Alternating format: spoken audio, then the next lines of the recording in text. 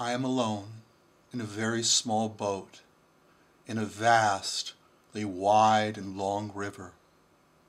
The sun is shining, the morning sun, over my left shoulder, illuminating some saplings, yellow-green, on the opposite side, upon the shore.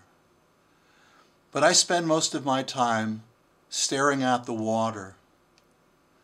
There is no relative motion between the boat and the water. The water is pushing the boat, and as I stare in the water, I feel as if I am in a bubble, outside of time, living in eternity.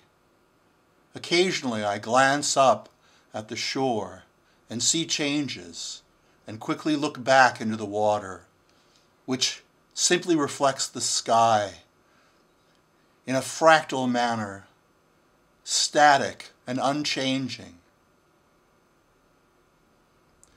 And as I go down the river, occasionally looking up, I notice changes. I notice the trees getting taller and darker green, and the position of the sun in the sky has shifted as well. No longer over my left shoulder, but over my head.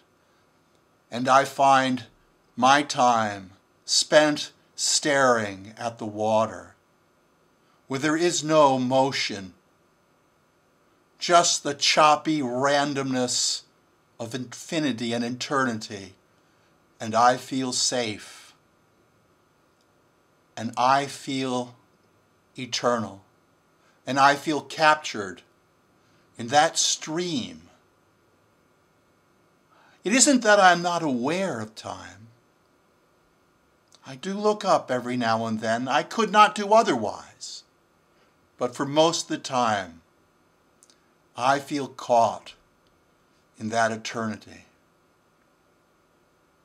And over time, the sun begins to move further and further over toward the setting position, so that now the trees are being illuminated from behind as I see the sun, the orange sun, the setting sun, protruding through those trees.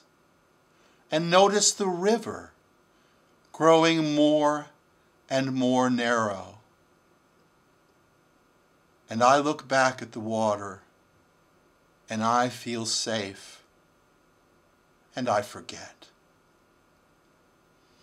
But then there comes a time where the river narrows so much, only a few boat widths, that I cannot help but seeing those trees in the reflection of the water, and I cannot escape what I cannot help but see. Looking at the shore, I see some strange markings, some diagrams, some words, and as I look to read them, the water laps up on the shore, and whatever is there fades and disappears. I'm selling my parents' home, the home I lived in from age 4 to 19, the home that my parents kept until their deaths. My father died over a year ago, just a bit. But this isn't about that. It's about time. And it's about the symbolic nature of what I have to do now, what I'm doing now. Clearing out that house, selling, getting rid of, giving to charity, the different things that are there. And having to deal with something I'm already aware of, but haven't caught up with yet.